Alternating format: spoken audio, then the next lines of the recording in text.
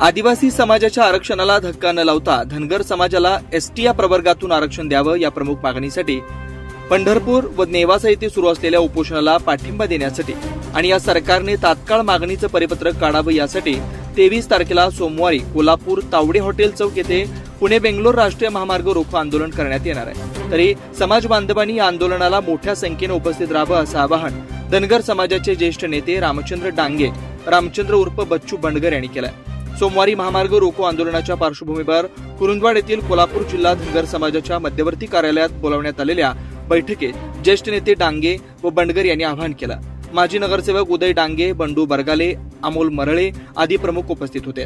यावेळी बोलताना बच्चू बंडगर म्हणाले, गेल्या अनेक वर्षापासून धनगर समाजाचा अनुसूचित जमाती प्रवर्गामध्ये समावेश करावा अशी मागणी आहे। 2014 साली महायुतीचे सरकार असताना पहिल्या कॅबिनेटमध्ये धनगर समाजाच्या आरक्षणाचा प्रश्न निकाली काढू असं आश्वासन तत्कालीन मुख्यमंत्री देवेंद्र फडणवीस यांनी शब्द दिला होता।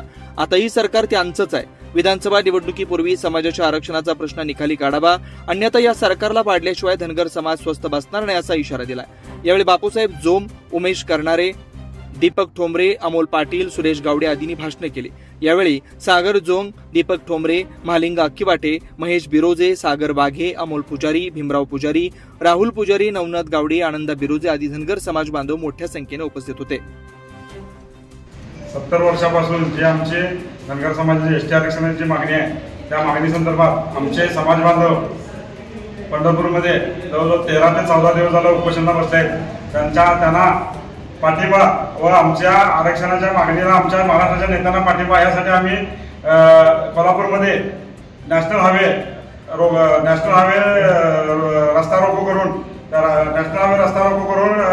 कोल्हापूर जिल्ह्यातील मोठ्या प्रमाणात सर्व शिरोळ तालुक्यातील व जिल्ह्यातील सर्व समाज बांधव एकत्र येऊन या रस्ता रोको आणि समाजाची मागणी सक्सेस करावी हे सगळ्यांना मी विनंती करतो।